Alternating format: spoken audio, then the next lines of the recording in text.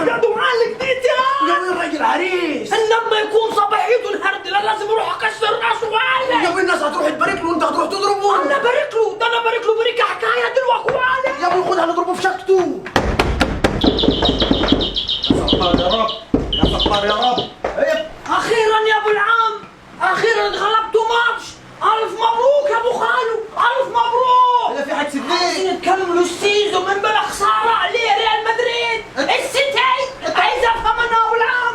الكره خذوها. انت هتحكي فيها. حكي فيها اللي هنخسر النهارده وانت كنت نايم. اصحى وفوق. يعني انت جايين بخبيطك وشميرك ديت وطالع لي فوق، بدل ما انا فاكرك جاي تنقطني يا ريت وتقول لي الف مبروك، جاي تقول لي الاهلي خسر يا ستين. بركة عليك يا شيخ، اقعد ساكت بلا بريك لك. انا بريك لك الف مبروك. لف يا احمد يا ارفع الجريده. ده بس دقيقة جريدة يا ستين اللي انت جاي ترفع علي. هاخد حقي يا زيدان. حقك؟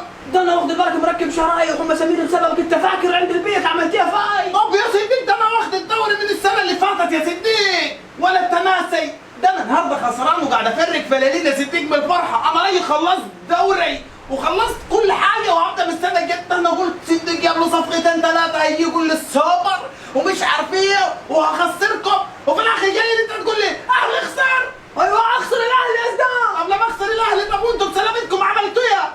اتعادلني بلس 90. بلس 90. ايه هو البلس 90؟ طالع انت وجرست لي في الشوارع والناس عماله تقول لي في فوق، الناس شكت فيا 60 ده متجوز جديد وانت في الاخر تقول لي اتعادلت بلس 90. ايوه خد بالك روح خد. هي خد بالك واروح يعني. ها؟ ده الغرع الرابع خد بالك واروح. والله بدها طلع الرابع وخسران في الاخر وجاي لي بدل ما تطلع لك تكرمش لك 200 جنيه في جيبي. اكرمش لك بس وكل حاجه ليها وقت. يا ابني انت حتى عليها وقت ابوك كده. نحن متفقين عليه يا بابا. حد زرف عين جريد. احنا متفقين. خد عمك اياها. احنا متفقين اللي يخسر لازم يترفع عليه الجاي. طب ما انت كنت فيها الماتشات اللي فاتت من طلائع وخير وخير وما يخسروا. انت كنت مطلب جماهير يا ستي الفتره اللي فاتت. كنت في القاهره